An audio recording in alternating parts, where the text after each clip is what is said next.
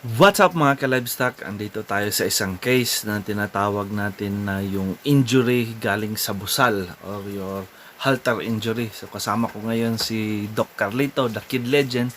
So bago namin inattack mga ka-livestock, nag-solve muna kami ng mga formula kung paano i-approach. So pagkatapos i-approach natin sa formula, saka na umattack na kami. So makikita natin dito itong body hits technique.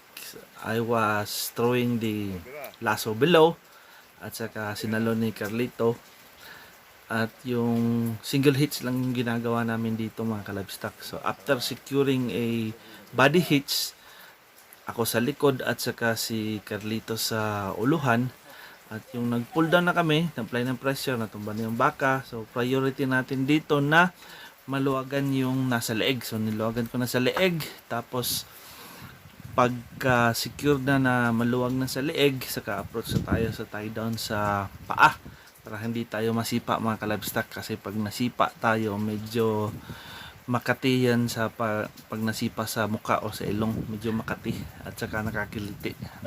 So ito yung proper na approach. So feel free to slow at saka i-review nyo yan yung tying technique ko. Tapos after securing the tie, dun na kasi sloping yung terrain natin dyan mga ka-livestock, kaya in-instruct ko na i-turn yung baka para nasa taas na area yung ulo at saka nasa medyo downhill na direction yung sa katawan. In a way, masecure natin na hindi siya mahirapan na huminga. So after the proper restraining, nag-inject na ako ng vitamins. Saka dito nag-inject din ako ng antibiotic kasi may sugat na siya sa halter area. So nagbigay din ako ng ivermectin to treat the external parasites kasi marami siyang mga ticks mga ka-livestock. So doon nag-inject na din ako ng additional iron supplements para ma-boost natin yung immunity ng ating baka, kasi i-undergo natin siya sa isang napaka-stressful na procedure. So makikita nyo si Carlito, nag-inject na siya ng ivermectin subcutaneously. So after the necessary medications, doon nag-approach din na tayo mga ka-livestock sa paglinis ng injured na halter.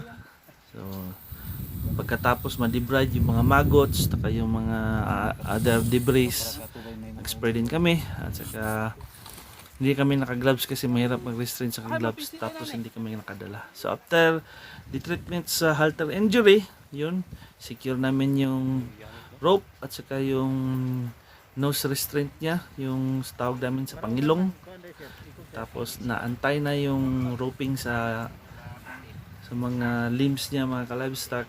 And after securely loosening the tie na sa mga limbs, ay i-clear namin yung area. So makita nyo dito si Sir Carlito, si Doc Carlito on the moves. Tsaka after that, quick and precise para maiwasan natin yung additional further stress. So ganyan yan mga ka-livestock.